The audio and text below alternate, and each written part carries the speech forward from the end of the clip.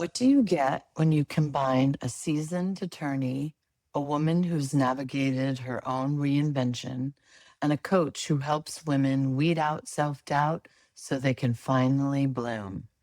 You get Barb Scala. Hi, Barb. I'm so glad you are here. And I'm happy to have you join us today and share your story with our listeners. I am thrilled to be here, Tanya. Thank you so much for having me. I love what you do, and it's just a great honor to be here with you. Oh, thank you. I'm honored to have you. I'm not going to beat around a bush. I'm just going to let you unfold your story for us. My story, I'm going to start from being on the floor in a nightgown, miserably crying that my marriage was over and someone was walking out the door, and I had two small children. And now what? I was a stay at home mom. I'm an attorney, and I let that all go on pause for a while. And I just felt utterly, utterly lost and lying there on the floor in this drabby bathrobe and saying, like Scarlett O'Hara when Rhett closes the door and says, I don't give a damn. What am I going to do? Where am I going to go? What's going to happen now? From there, I started picking up the pieces and had two small children, and it was several years later, and let's say that we were all supposed to move, but at the last minute they didn't move with me, so that was really tough. And they were older and in high school years, almost high school, so it was a big blow to me, and it really again made me question, where am I going? What am I doing? What's going on? At the same time, I was working with women dealing with divorce. Because here I am an attorney. I understand the legal concepts. I did divorces, not as my mainstream work, but I certainly did a couple of divorces. I became a mediator. I really wanted to help all these women going through this horrible transition that really just stopped me in my tracks. But it was my greatest gift. It was my awakening, right? It helped me delve into holistic spiritual principles, just everything. Just knowing that we're not here to just absorb everything and live and try and be happy every second. We're here to grow and evolve, which helped me to launch this Bloom platform. And I didn't know where I was going with that. All I knew, I was coaching women before coaching was even a thing, and putting on events for women, empowering events to help them with like self-esteem, just feel good, community events. We did a conference many years ago. And so I started along this path and saying, great, this is my calling. Everything got jostled up, and I went back to practice law. And then I found several years later that I was stressed out. I had a lot of anxiety, and I'm sitting in the doctor's office, and the doctor is telling me, you can't keep working like this. You can't keep that stressful level up and the work level up. I always had that little whisper, that little voice inside me saying, there's something more, there's something more. You were helping women blooming. You just started this word out there, bloom, and you were working with them, putting on events. Your work is not done. In fact, we're calling you back to this part and to develop a new chapter in your life to work with women and help them to literally weed out self-doubts, that no, the shoulds and the shouldn'ts, and yes, they can, and they can do it.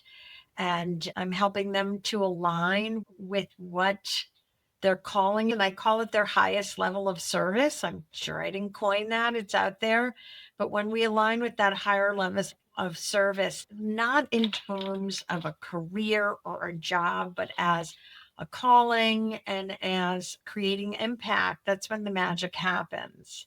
And so I had to redefine what success meant for me, which was not about the titles and the money and the clients, because I had that. I had the security and I had all that.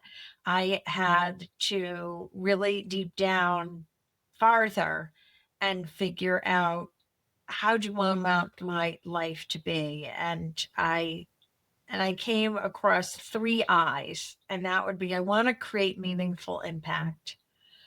I want to be in alignment with who I am and my authentic self and having that a highest level of service base. And I also want to be in charge of my own life and my own path, my own rhythm, so that I don't end up anxiety ridden or at the doctor's office anymore, that I can pace myself, but also, as I said, create this meaningful impact that is just a natural flow of what I do. In the process, I also co authored a book, Sanity Savers Tips to Live a Balanced Life. And I'll have to tell you, Tanya, at the time, my life was anything but balanced.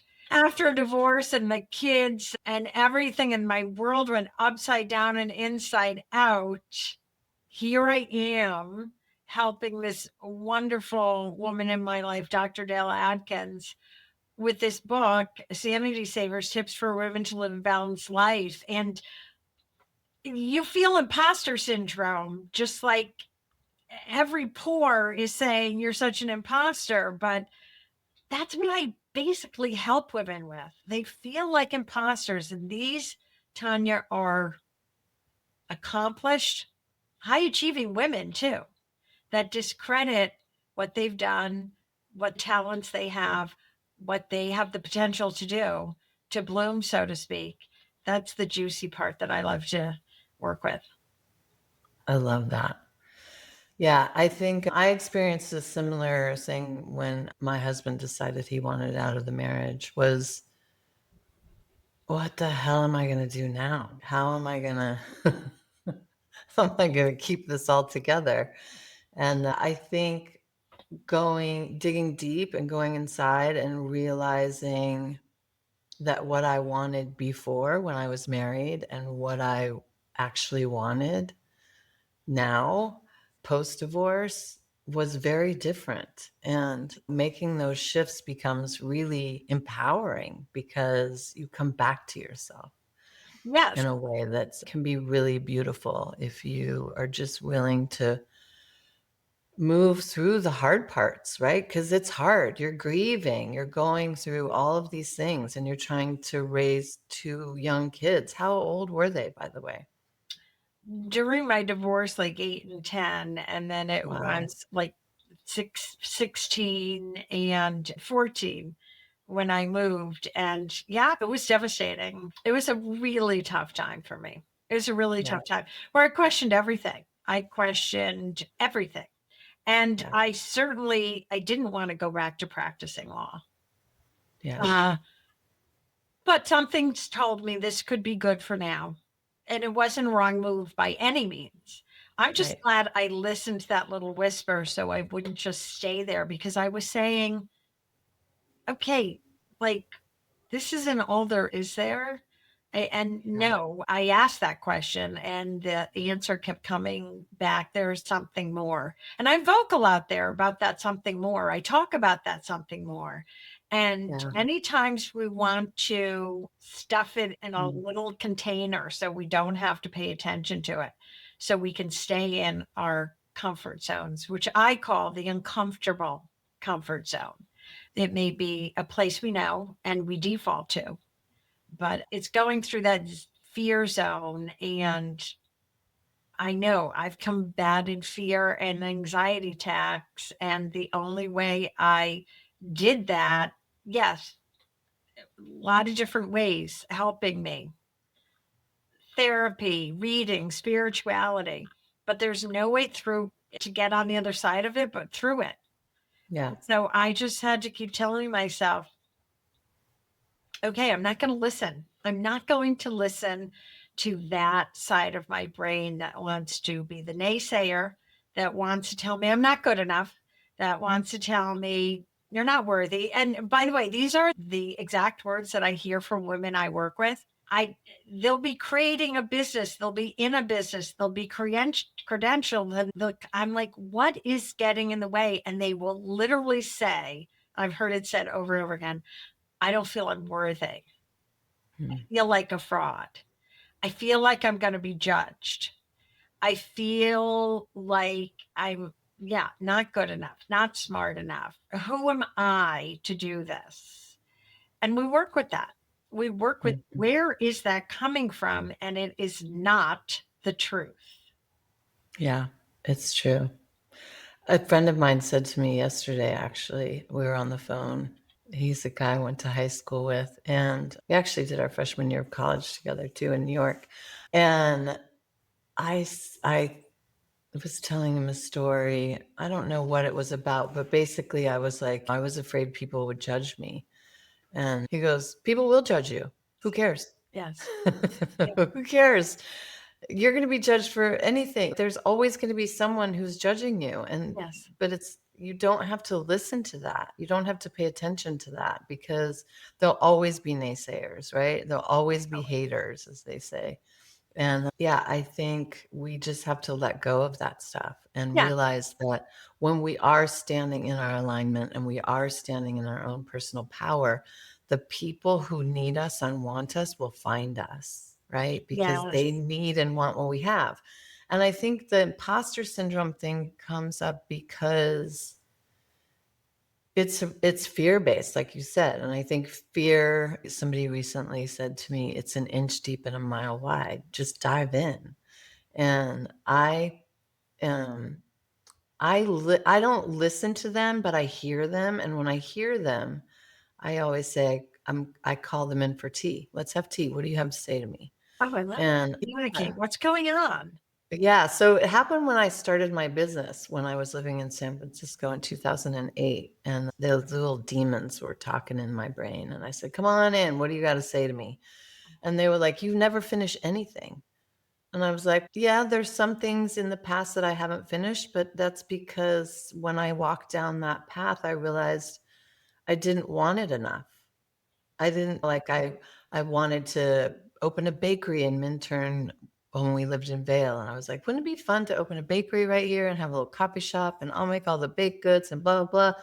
And then I had came up, started researching it a little bit, and then realizing I have to write a business plan, I have to do this and that, and blah, blah, blah, and I thought, "I don't care enough about this.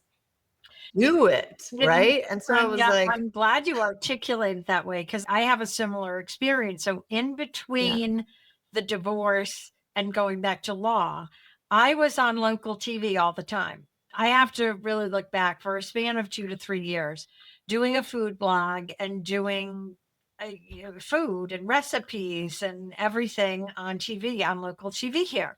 I was going to be another Martha Stewart. And You could have been.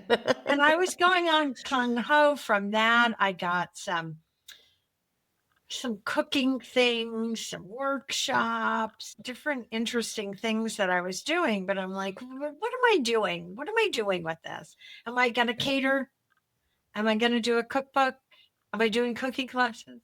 Am I opening a restaurant? Like, what am I doing with all this? And I realized that none of those are what I yeah. What did you say? I didn't want it enough. I love how I you didn't said that. want it enough. I didn't Like, yeah. want that enough.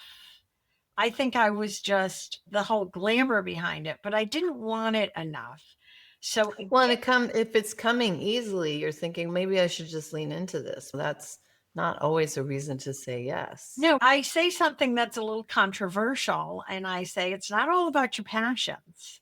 It's Yeah. nice to have whatever you're doing, have passion for it, but that doesn't mean it has to be a passion. Like I love horseback riding. Doesn't mean that passion has to be Yes. something that I do. Again, the Right. questions are, what is your highest level of service and why are you the person to who can help with that? And I believe learning about what I was into, healthy foods and healthier ways to cook, is a fabulous mission and is a very high level of service. It just wasn't mine. And that's when I talk about that impact and being in alignment that we want to make. I have a lot of women that come into my Bloom Business Incubator and think they want to do something, or they're doing something and they want to grow, build it more. And all of a sudden we dig into the root of the matter. We unearth things all in my Bloom metaphor, and they'll come up with something that aligns better. And they're like, I don't want to work on that. This is what I want to work with. And I'm like, okay. So sometimes you got to wait for that to bubble up. Yeah, exactly. I love that. Yeah. Yeah. So it's just, I feel like you just invite it in and you just listen to what the fear wants to tell you. And then you get to advocate for yourself, you know? And I was like, hey, and by the way, I finished my master's degree and I ended up going back to, first I went back to school and got my bachelor's degree. And then I went on to, I'm like, I finished things. And so as soon as I advocated for myself, poof, they went away.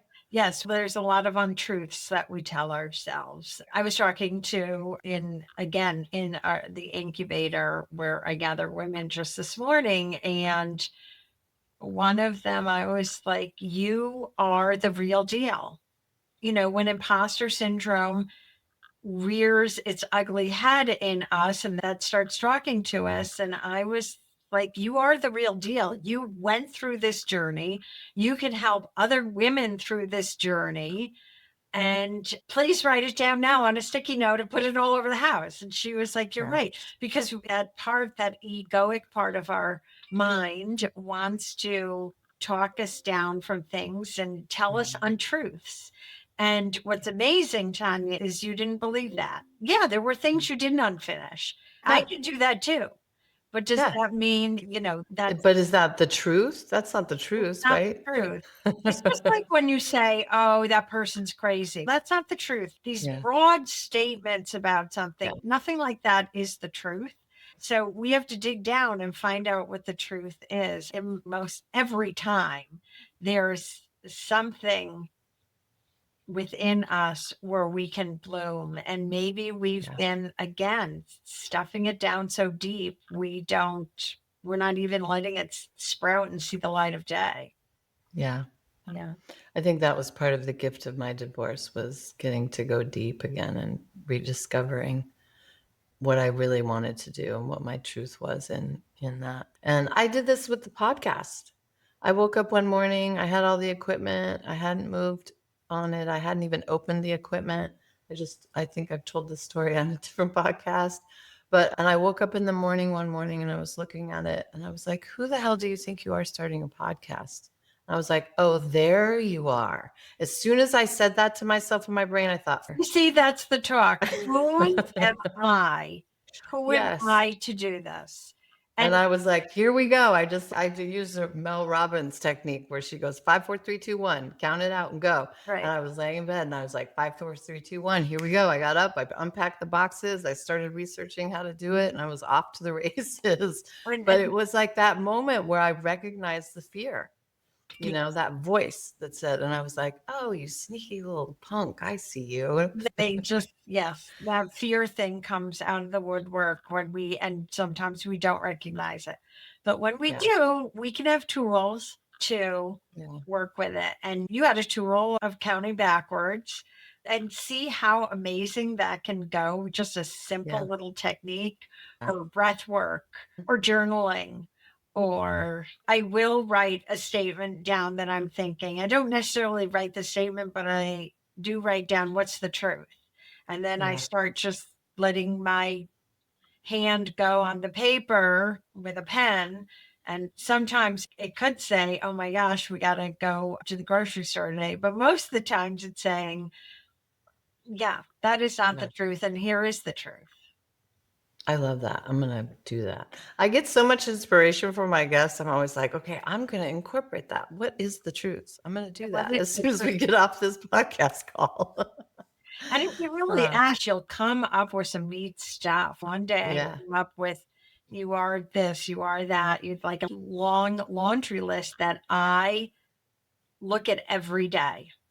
Mm, And nice. it's just, you are wise, you are smart, you are a writer, because I Yeah. write just a whole laundry list and I look at that and recite it every morning. So Yeah. those are my truths, and not I the love truth that. that says I can't or I should or I can't do that, or Mhm. I've got to stay where I am. The biggest thing I hear is I have to stay where I am because of health insurance. Again, it's not only about the job, but when I hear that, yes, it's a real thing. We all need Yes. health insurance.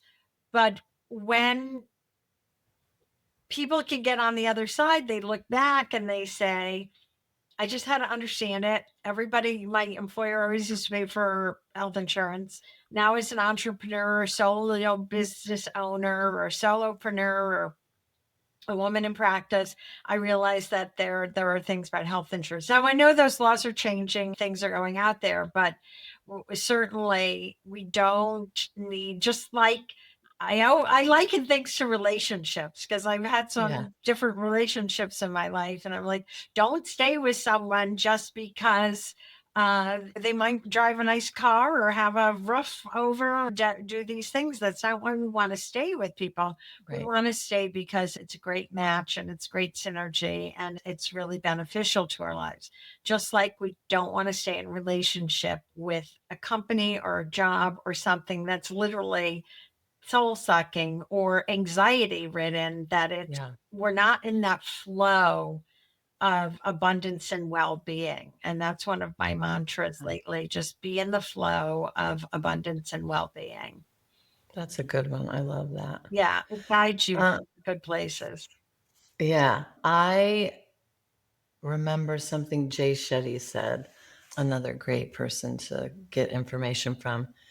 And because some people don't find passion from their business, right? Or from what their vocation is, right? They're not passionate about it. But not everybody's made to be an entrepreneur. That's a certain skill set. You got to be able to get up every day and make yourself go to work. And some people, they need a routine. They need someone to tell them what to do. And that's okay. There's nothing wrong with that. So if you can find your passions outside of your vocation, then that works too. Like horseback riding, go do it all the time, but you don't have Well, business out of it. I But believe it's not necessarily do what you love. Steve Jobs agreed with me yeah, in a commencement speech, I believe at Stanford, where he said, love what you do. And yeah, there's a total difference. So, yes, yes, when I doing real estate closing as an attorney, they can be so transactional and they can be so mundane, and I can just churn them out like that. But when I started to say, I really want to take an interest in these people and the mhm, home they're buying, and I'm helping them, then I'm finding passion in what I do. mhm, Stay with it. And I felt right, that overall part of my legal career, that was certainly not my calling. But if you are in some sort of a job that just makes total sense for you and it's secure and it's not about a career pivot or anything, it's finding that passion yeah, within that job as well as having other interests and other things to do outside of it as well. So it's yeah. multi-leveled. Yes. And so that was what Jace Shetty basically said. He said, this guy came to me and he said, I hate my job. I'm miserable every time I go there, blah, blah, blah. And Jay said, start focusing on what you like about your job. What does your job provide for you? Right. And come back to me when you've thought about that for a while. And the guy came back and he said, it's totally changed my perspective about my job. Because I realized that my job pays me enough that I can take my family on amazing vacations and it pays my mortgage and it pays for the lifestyle that we love to live. Yeah. And so now every day I go to work, I'm excited to go to work. Yes. Right. And so just like taking that little perspective shift, like what are you getting from your job? What is it allowing you to do? The passion in finding it is, it's Yeah. all about gratefulness. Yeah. And I have this one little story. I was somewhere in line and There was this 95-year-old woman and in front of me and talking to her friend. And she said, I'm going to be 95 tomorrow. And she was stunning looking and lovely and everything you want to be at 95. And I tapped her on the shoulder and I said, I can't help but eavesdropping, but what is your secret to the fountain of youth? What is it? Because I want to go and buy it right now. And she said, gratefulness. Yeah. And Gratitude is also the key to overcoming fear. yeah, Yeah. it's accepting. Acceptance is also the answer to most or all of our problems. And Mel Robbins mentioned, let them. That's all. Yeah. Oh God, yes. Acceptance. That doesn't mean surrendering. Doesn't mean dropping down and sacrifice and having people step over you.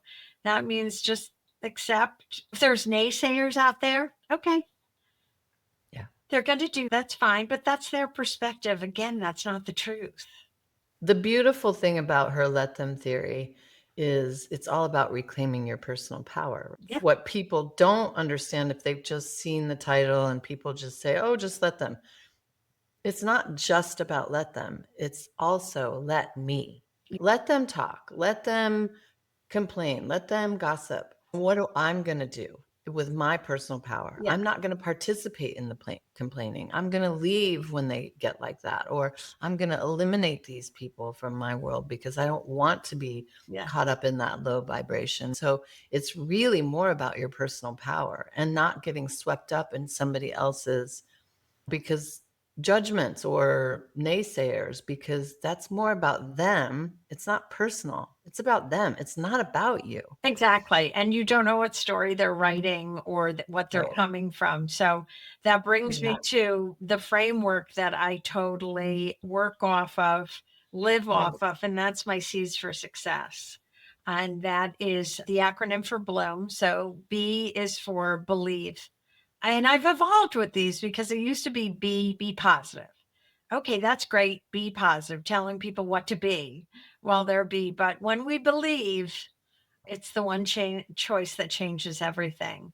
And then the L in Bloom is for love. Yes, it used to be love what you do. Now it's a little bit more about that inside out job about loving yourself and finding that gratefulness, even that forgiveness inside, and that self compassion.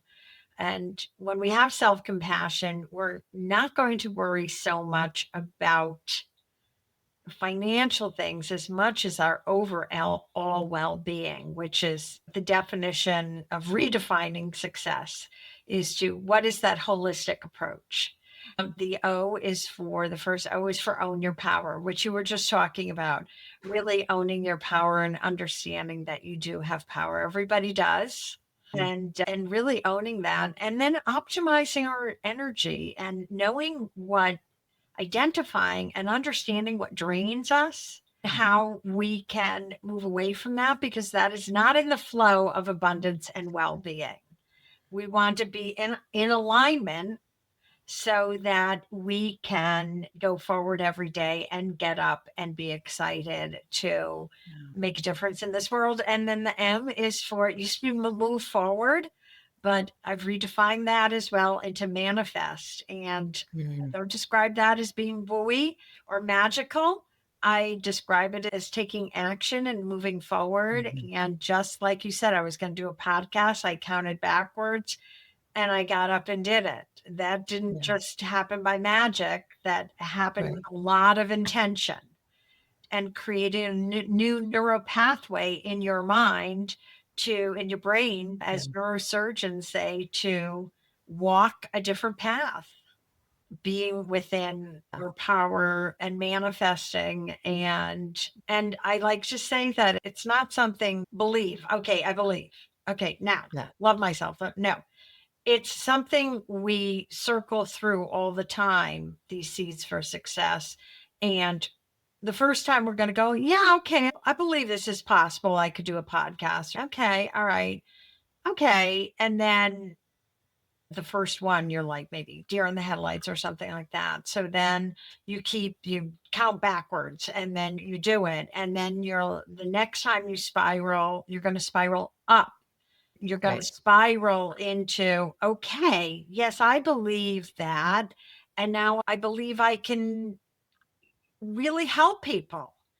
So when we make these choices to believe in ourselves and how we are worthy and how we are capable, it's just an upward spiral. And the opposite of that is the swirl. I understand the swirl because I'm a serial swirler. I can swirl. I can swirl too. So I've come up with these C's for success. So that gets me out of the swirl into believe. And again, when you're in that believe mode, is this true that I can't do this? Or is it true that I don't finish things? Or is it true that I'm not good enough? No, what is the belief? I can take my first step.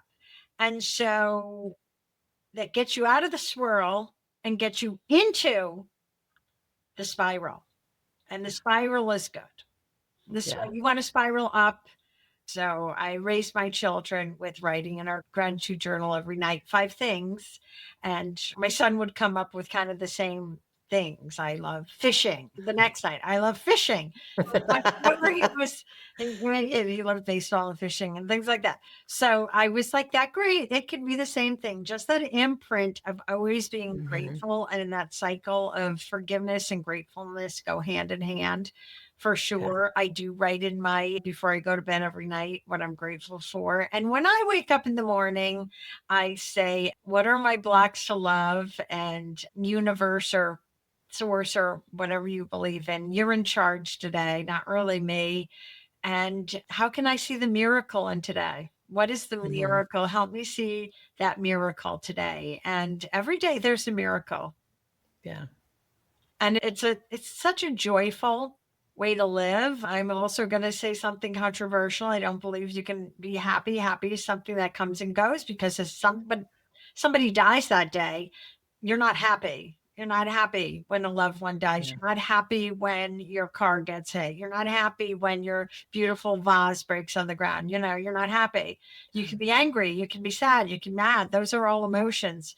But when we're in that state of joy and contentment, we can still be in the state of joy when we hear somebody who passes or the vase breaks or whatever it is. And we can say, I'm sad, but I am living a joyous life still. That's what I'm going for. I can't say I feel that way all the time, but that's the work, isn't it? It's like it is the work. Meditation, going back to the breath. It's let me get into that flow of well-being and abundance and joy.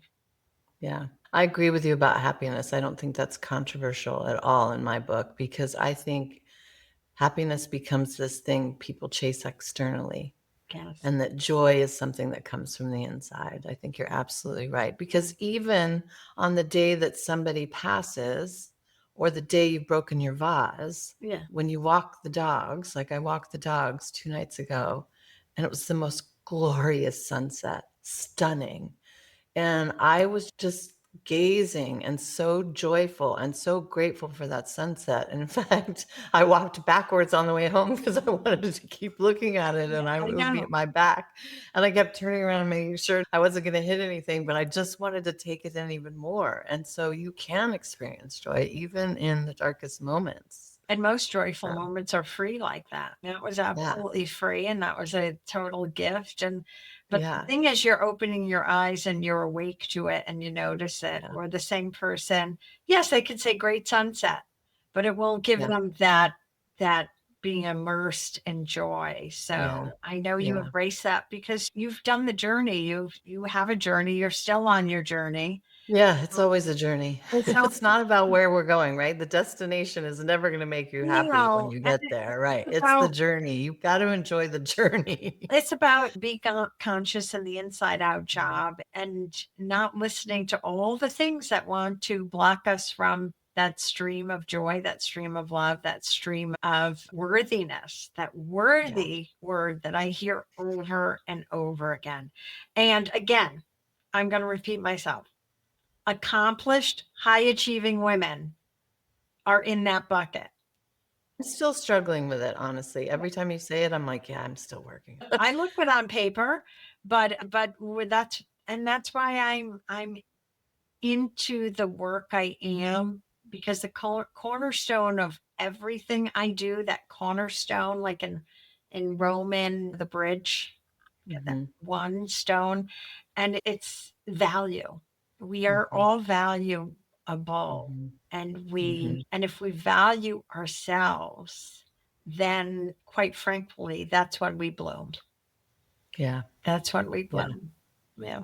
I love your metaphor. I think it's great. And I think it's great that you keep going back and redefining the acronym, because we grow and change, right? And there's no reason that we can't go and take that and reframe it again and reframe it again. Yeah, but I'm at my last reframe with it because it's been with me for a while. It's been with me for over 15 years. I literally went on TV with it and have taught a lot with it. But I really had to, as I work more and more with women and with helping them in their businesses, their lives, their everything, to be in alignment with where they need to be.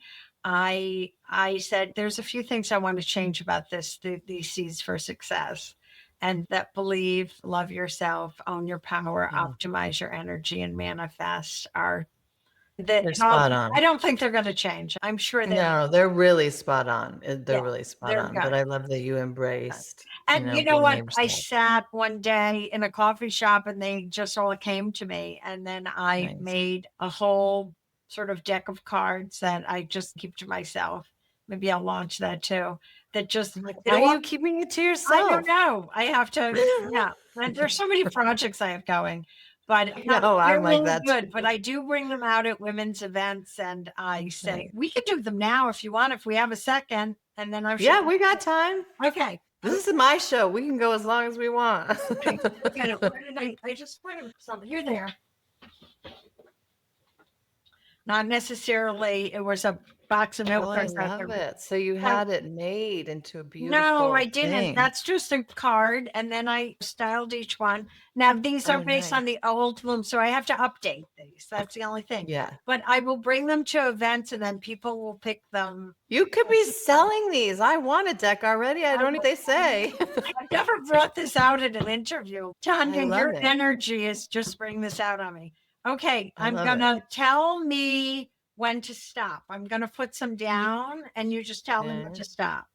Stop. Okay. Organize your life, which I call optimize your energy now. This is just a basic one, but it speaks to everybody in different ways. Work. I have the main topic here: work, experience, skills, value, contribute. And then I have a takeaway, a question. Is your work in line with your values and goals? Yes. And you're evolving into that more and more. Yes. As I know you. I'm just unfolding it all, right? I just spent 18 months building it, and now I'm just really unfolding it all. Okay. So then this is an affirmation that you have redefined your success, and you have manifested this. You literally have. I know more about your recent story.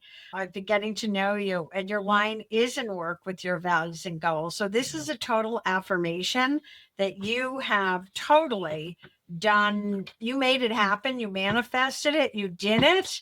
And you did not that there's right and wrong. We don't like duality. We don't want to feel judgy, but if you needed an affirmation, did I do the right thing? Yes. Because you're beaming from it. You're glowing. It's working. You're in the flow.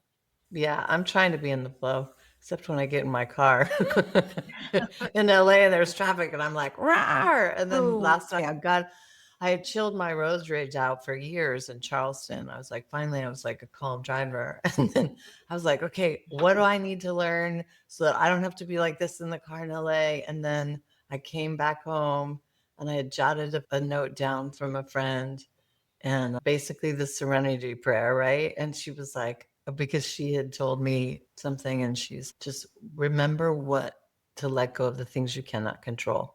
And I read it and I was like, that's how I have to handle traffic. Yes. And that word, that acceptance thing that we were talking about before, you can't be in LA and not Be in traffic.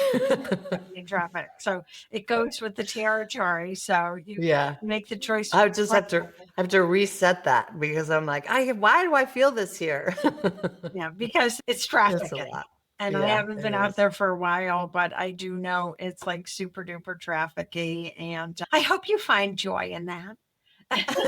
I will. I'm probably going to just put on my music and start enjoying it rather than paying attention to everybody that's cutting me off. And I have to say, let them. I can't control any of this right now. I just have to be here Like, and do my thing. Yeah. Before we jump off, I would love for you to leave something for our listeners, a little tidbit of advice or two that you think can help them as they move forward in their journey. yeah, redefine your success. Don't listen to what others want for you because it might be totally different. They've got their own agenda, they've got their own perspective, they've got their own stuff that happened. And so when we redefine our success, we get to really define it. And the universe has a bigger story for you than you can think up. That is for sure.